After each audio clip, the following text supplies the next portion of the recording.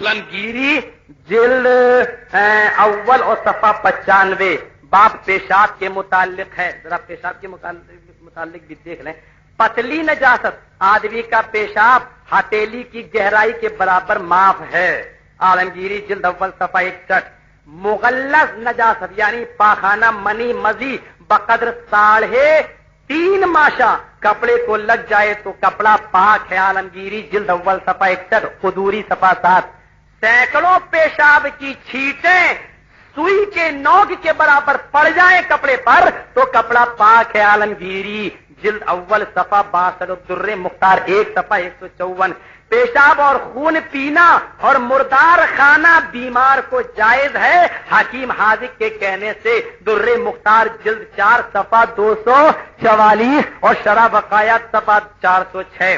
جو گیہوں پیشاب میں پھول گیا ہو پیشاب میں پڑے پڑے پھول گیا ہو وہ بھگو کر 3 بار خشک کیا جائے تو پاک ہے.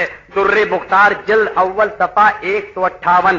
پیشاب مٹی سے ملا ہوا اگر خشک ہو تو رگڑنے سے پاک ہو جاتا ہے. در مختار جلد اول صفحہ 150. صغیر بچہ جو کھاتا نہ ہو اس کا پیشاب نجس ہے. ابو حنیفہ ہدایہ جلد اول صفحہ 120. جن جانوروں کا گوشت حلال ہے ان کے پیشاب میں 1/4 سے کم کپڑا بھر جائے تو معاف ہے. در مختار جلد اول صفحہ 154. عالمگیری جلد اول صفحہ 62. قدوری صفحہ 7 اور منیا صفحہ 55 اور مالا بدمین صفحہ 15 اور بہشتی زیوری 2 صفحہ 15. جن جانوروں کا گوشت کھایا جاتا ہے ان کے پیشاب میں 1/4 کپڑا تک بھر جائے تو نماز جائز ہے. جلد اول ہدایہ صفحہ 237. جن جانوروں کا گوشت کھایا جاتا ہے ان کے پیشاب میں کل کپڑا تر ہو جائے تو پاک ہے. یہ تو چلیے یہ تو نجاست اور اس کے اوپر ہے. اور آپ عام نجاستوں کے متعلق اگر آپ پڑھیں گے تو آپ کو تعجب ہوگا اور آپ افسوس کریں گے. اب ذرا ایک شراب کے اوپر بھی ذرا ان کا عقیدہ دیکھ لیجئے. اس بے غیرت نے میری اپنی کیسٹ میں کہا ہے کہ اہل حدیثوں میں شراب جائز ہے, سور حلال ہے. ذرا آپ ان کے کتابوں میں ذرا دیکھیں. ہم تو کہتے تو میری کتاب لاؤ تمہاری بلا پہ آگ لگاؤ. جو گوشت شراب میں پکایا گیا ہو وہ 3 بار جوش دینے اور خشک کرنے سے پاک ہے. ابو یوسف در مختار جلد اول صفحہ 157. عالمگیری جلد اول صفحہ 56. ایزن جلد 4 صفحہ 407 اور ہدایہ جلد اول صفحہ 238. جو مرغی پیٹ چاک کرنے سے پہلے پر اکھاڑنے کی غرض سے جوش دی گئی ہو, جو مرغی پیٹ چاک کرنے سے پہلے پر اکھاڑنے کی غرض سے جوش دی گئی ہو تو وہ 3 بار دھونے اور خشک کرنے سے پاک ہے. در مختار جلد اول صفحہ 158 اور عالمگیری جلد اول صفحہ 60. جو گیہوں شراب میں پکایا گیا ہو وہ کئی بار جوش دے کر سکھانے سے پاک ہو جاتا ہے. ابو یوسف در مختار جلد اول صفحہ 15 اور عالمگیری جلد اول صفحہ 56. شراب میں آٹے گوندھے ہوئے کی روٹی پکائی گئی ہو اگر اس قدر سرکہ ڈالا جائے کہ شراب کا اثر جاتا رہے تو پاک ہے. در مختار جلد اول صفحہ 158. شراب میں چوہا گر کر مرا اور پھٹنے سے پہلے نکالا گیا پھر شراب سرکہ ہو گئی تو وہ پاک ہے. در مختار جلد اول صفحہ 162. عالمگیری جلد اول صفحہ 60.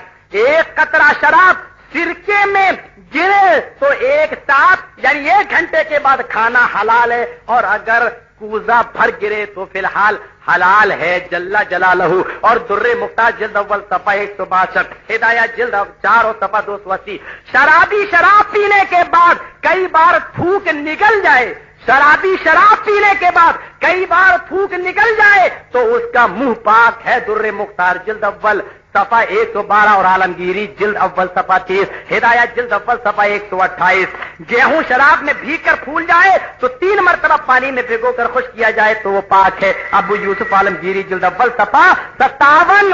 میرے دوستوں اور بزرگوں ذرا غور کیجیے اور آپ اندازہ لگائیے. آج ہمارے کچھ بھائی سوچ رہے ہوں گے ہم نے تو صفحہ بھی نہیں بتایا, یہ تو صفحہ بھی نمبر بتاتا چلا جا رہا ہے میری کتابوں کا.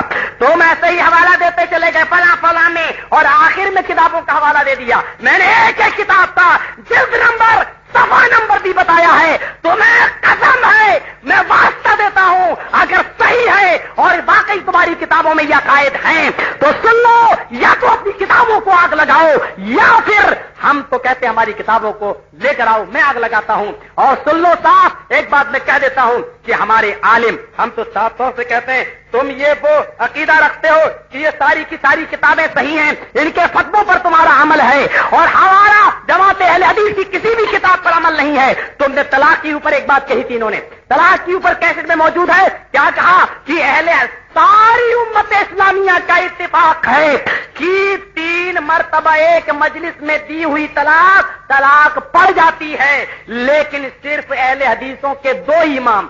ہم کہتے ہیں جب ہم غیر مقلد ہیں تو پھر ہمارے اوپر 2 امام کیوں کہتے ہو؟ اگر کوئی آدمی 2 اماموں کا مقلد ہو تو وہ مقلد ہے ہی نہیں، وہ مقلد ہے ہی نہیں۔ تم تو ایک امام کے مقلد ہو۔ تم کہتے ہو اہل حدیث کے 2 امام علامہ تیمیہ اور علامہ ابن جوزی، یہ 2 امام نکلے، انہوں نے کہا کہ 3 طلاقیں ایک مجلس میں دی جائیں تو وہ ایک ہی پڑتی ہیں۔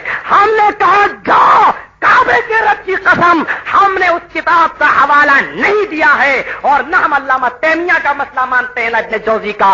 لیکن سنو، صحیح بخاری شریف کی روایت ہے، غالباً صحیح بخاری شریف کی روایت ہے، اور میں مزید دیکھ لوں گا یہ حدیث صحیح ہے اور صحیح سند کے ساتھ مروی ہے۔ اللہ کے نبی صلی اللہ علیہ وسلم کے بارے میں حدیث مروی ہے، سن لو کہ اللہ کے نبی صلی اللہ علیہ وسلم کے اور حضرت ابو بکر صدیق رضی اللہ تعالیٰ عنہ کے اور حضرت عمر فاروق کے خلافت کے نصف دور تک 3 طلاقوں کو ایک مجلس میں 3 دی جانے والی طلاقوں کو ایک شمار کیا جاتا تھا۔ بعد میں جب لوگوں نے طلاق دینا شروع کر دی، زیادہ دینا شروع کر دی، تو حضرت عمر فاروق رضی اللہ تعالیٰ عنہ نے 3 طلاقوں کو 3 کہنا شروع کر دیا، 3 گرداننا شروع کر دیا۔ آپ کو اس بات کو ماننا پڑے گا کہ اللہ کے نبی کے دور میں اور حضرت ابو بکر رضی اللہ تعالیٰ عنہ کے دور میں اور حضرت عمر فاروق کے خلافت کے نصف سال تک، یعنی 2 سال تک 3 کی جانے والی طلاقوں کو ایک مجلس میں ایک ہی شمار کیا جاتا تھا۔ اہل حدیث کا فتویٰ اس حدیث پر ہے، اہل حدیث کا فتویٰ امام ابن تیمیہ پر یا علامہ ابن جوزی پر نہیں ہے۔ معاف کیجئے، میرا کوئی امام نہیں ہے، عالم تو ہیں، ہم ان سب کی عزت کرتے ہیں۔ جیسے تم یہ کہتے ہو کہ 4 امام برحق، لیکن حنفی بننا تو میرے امام کی تقلید کرو، 4 امام برحق، اگر یہاں شافعی بننا ہے تو میرے امام کی تقلید کرو۔ کائنات کے رب کی قسم، میرا عقیدہ یہ ہے کہ 4 امام اپنی جگہ پر حق بجانب، 4 امام برحق ہیں، عزت ہم 4 کی کرتے ہیں، لیکن اہل حدیث اگر بننا ہو تو امام کائنات کی تقلید کرنا پڑے گی، جناب محمد الرسول اللہ صلی اللہ علیہ وسلم کے فرمان کو ماننا پڑے گا۔ آئیے ذرا ہم زیادہ باتیں تو آباد کی نہ بتائیں، 2 بج رہے ہیں، مجھے تقریباً 2 گھنٹے ہو بھی رہے ہیں بولتے ہوئے۔ ایک چیز میں آپ کو اور بتا دوں، ذرا دیکھیے کتے کے متعلق ہے، کتا نجس العین نہیں ہے۔ ابو حنیفہ رحمت اللہ علیہ نے کہا، در مختار جلد اول صفحہ 105 اور عالمگیری جلد اول صفحہ 25 اور ہدایہ جلد اول صفحہ 94 اور صفحہ 111 اور صفحہ 128 اور بہشتی زیور حصہ 2 صفحہ 20۔ اور آگے دیکھیں، مٹی کے برتن میں کتا منہ ڈالے تو 3 بار دھونے سے پاک ہے، جبکہ اللہ کے نبی فرماتے ہیں 7 مرتبہ دھو۔ بہشتی زیور حصہ اول صفحہ 82۔ بھیگے کتے کی چھینٹوں سے اور اس کے کاٹنے سے کپڑا ناپاک نہیں ہوتا، در مختار جلد اول صفحہ 112۔ مسئلہ نمبر 255 پر ذرا نظر ڈالیں، کیا لکھا ہے؟ کتے کی بیع جائز ہے، خرید و فروخت جائز ہے، ہدایہ جلد اول صفحہ 112۔ آگے، کتے کے بالوں کا تکمہ بنانے میں مذائقہ نہیں ہے، ہدایہ جلد اول صفحہ 230۔ کتے کی ہڈی اور بال اور پٹھے پاک ہیں، در مختار جلد اول صفحہ 105 اور ہدایہ جلد اول صفحہ 112۔ کتے کی کھال کا ڈول اور جائے نماز بنانا جائز ہے، در مختار جلد اول صفحہ 105 اور ہدایہ جلد اول صفحہ 112۔ کتے اور بھیڑیے کی کھال ذبح کرنے سے پاک ہو جاتی ہے، منیت المصلی صفحہ 53۔ باب گدھے کے متعلق ذرا سن لو، گدھے کا جھوٹا پاک ہے، موطا امام محمد اور در مختار جلد اول صفحہ 113، عالمگیری جلد اول صفحہ 31، ہدایات صفحہ 2 صفحہ 261۔ گدھے ذبح ہوئے کی چربی یعنی ذبح ہو جانے والے گدھے کی چربی اور گوشت بالاتفاق پاک ہے. جلد اول صفحہ 127 اور صفحہ 132. ہدایہ جلد اول صفحہ 119. گدھی کا ہمارے یہاں تو گدھیا بولتے ہیں، آپ یہاں کچھ بھی کہتے ہیں. گدھی کا دودھ پاک ہے. عالمگیری جلد اول صفحہ 62. اب پینا بھی شروع کر دیجئے. ہدایہ جلد اول صفحہ 119 اور منیا صفحہ 53. اور دوستوں بزرگوں، یہ باتیں میں نے آپ کے سامنے رکھ دی کچھ کاٹ کر. یہ ہے ان کے مسائل. ہم سے کہتے ہیں الٹا چور کوتوال کو ڈانٹے، تم تو صفحے بھی نہیں بدلائے ہو اور ہم نے صفحہ بھی بدلا دیا ہے. اور کائنات کے رب کی قسم ہے، جرجیس کے متعلق یہ بات سمجھ لو کہ کعبے کے رب کی قسم، آج بھی میں نے دونوں دوائیں ملائی ہیں، ہومیوپیتھک اور آپریشن. یہ ابھی میں نے ملا کر کیا ہے. ابھی تو میں نے پوسٹ مارٹم والی چیزیں ہم نے پیش نہیں کی ہیں. مجھے خطرہ ہے کہ کہیں تم بھڑک نہ جاؤ، کہیں اور زیادہ بتک نہ جاؤ. تم اچھا ہوا ہمارے اہل حدیثوں پر الزام لگاتے ہوئے کہتے ہیں یہ نوجوان آئے مجھ سے لڑنے کے لیے. اللہ کا شکر ہے کہ اہل حدیث کوئی لڑنے کے لیے نہیں جاتا، کیونکہ وہ جانتا ہے کہ تمہاری کیا کتابوں میں خرافات بھری ہوئی ہے. اہل حدیث کا عقیدہ ہے ہمیں منوانا ہے، ہمیں سمجھانا ہے. تو یہ تو رب کا قرآن پیش کر دے یا جناب محمد الرسول اللہ کا فرمان لیا، ہم ماننے کے لیے تیار ہیں. میرے دوستو، میرے بزرگوں، آؤ ذرا ہم فتاوی عالمگیری پر بھی ایک نظر ڈال لیں. اس کی میں عربی عبارت بھی آپ کے سامنے رکھوں گا تاکہ آپ کو شبہ نہ ہو جائے. ذرا دیکھیے، لکھا ہے فتاوی عالمگیری، جلد اٹھائیے آپ اور صفحہ نمبر دیکھیے، جلد 2 صفحہ 21، مطبوعہ دیوبند صفحہ 68 اور جز نمبر 4.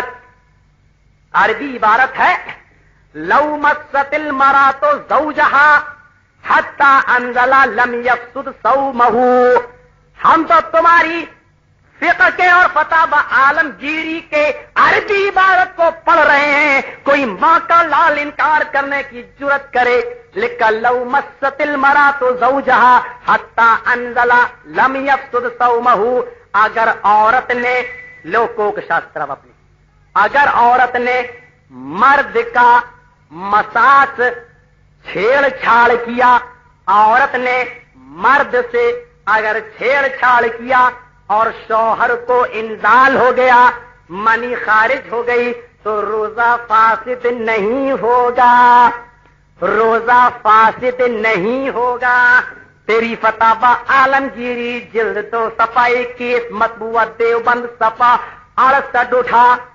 عالمگیری روزے کا فوٹو ذرا آئیے میں دکھلاؤں آپ کو. عالمگیری روزے کا فوٹو. وَإِن مَسَّ فَرْجَ بَهِيمَةٍ فَأَنزَلَ لَا يَفْسُدُ صَوْمُهُ، جلد اول صفحہ 205، مطبوعہ دیوبند صفحہ 68، جز نمبر 4. نوٹ کرو عربی عبارت میں نے پڑھ دی، کیسٹ میں میری بات موجود ہے، ذرا دیکھو. اگر وَإِن مَسَّ فَرْجَ بَهِيمَةٍ، اگر کسی جانور کی فرج کو مساس کیا. سیکھو ٹریننگ، انگریزی فلموں میں بھی اتنا نہیں دکھلایا جاتا ہوگا. کیا لکھا؟ اگر عربی عبارت پڑھ دی، کیا لکھا کہ اگر کسی جانور کی فرج کو مساس کیا اور انزال ہو گیا تو روزہ فاسد نہیں ہوگا. آئیے ذرا ایک اور عبارت دیکھ لیں. کیا؟ وَإِذَا جَامَعَ بَهِيمَةً او میتتن او جامع فیما دون الفرج ولم ينزل لا يفسد صومه. انا للہ و انا الیہ راجعون. ہائے ہائے. فتاوی عالمگیری جلد اول صفحہ 205. تعجب ہے کیا لکھا؟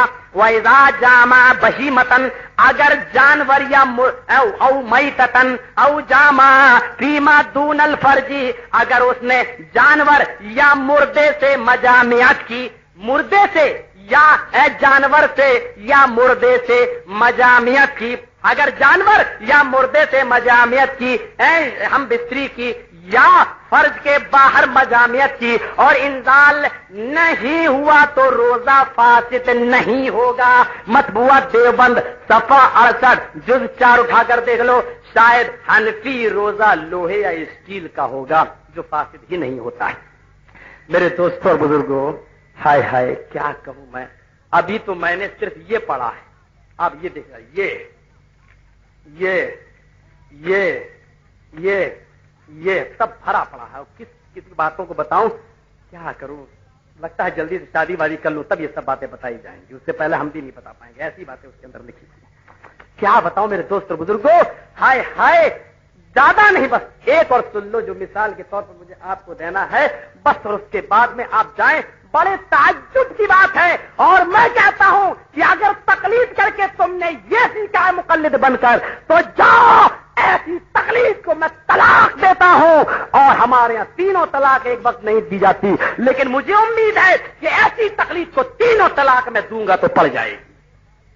سنو کیا لکھا ہے, فَلَوْ أَيْقَظَ زَوْجَتَهُ لِيُجَامِعَهَا فَوَصَلَتْ يَدُهُ إِلَىٰ ابْنَتِهِ مِنْهَا فَقَارَصَهَا بِشَهْوَةٍ وَهِيَ مِمَّنْ تَشْتَهِي يَظُنُّ أَنَّهَا أُمُّهَا حَرُمَتْ عَلَيْهِ الْأُمُّ مُعَبَّدَةً. فتاوی عالمگیری جلد اول صفحہ 274. یہ بھی بتا دیا. اب سنو اس کا ترجمہ کیا ہوا. فَلَوْ أَيْقَظَ زَوْجَتَهُ, اگر اس نے اپنی بیوی کو جگایا, ذرا دیکھیے, ایقظ یوقظ بیدار کرنا, اگر کسی نے اپنی بیوی کو جگایا, لیجامعہا رات میں جگایا کہ میں اس سے جمع کروں, صحبت کروں, ہم بستری کروں, فوصلت یدہ, تو اس کا ہاتھ, فوصلت یدہ الی ابنتہ, تو اس کا ہاتھ بیوی پر نہیں بلکہ بغل میں لیٹی ہوئی جوان بیٹی پر پڑ گیا.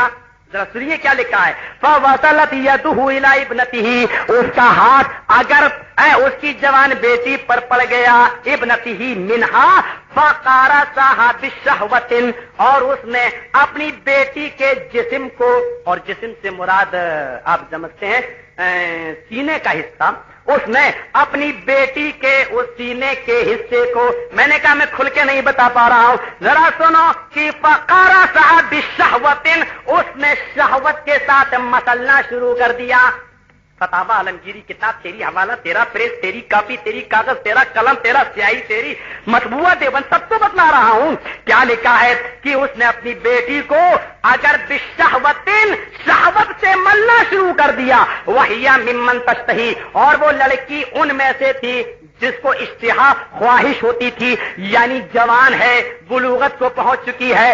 اگر اس نے ایسی لڑکی سے یعنی جو ہے اس کے بدن کو چھو لیا اور ملنے لگا, اس کو مسلنے لگا, تو یظن انہا امہا, اور وہ یہ گمان کرتا ہے کہ یہ میری بیٹی نہیں بلکہ میری بیوی ہے, یعنی وہ انجان میں ایسا کر رہا ہے, اور انجانے میں اس نے یہ سوچا کہ انہا امہا, کہ یہ اس کی ماں ہے, بیٹی نہیں بلکہ اس کی ماں ہے. تو حرمت علیہ الام, تو اس لڑکی کی ماں یعنی آدمی کی بیوی اس پر حرام ہو گئی.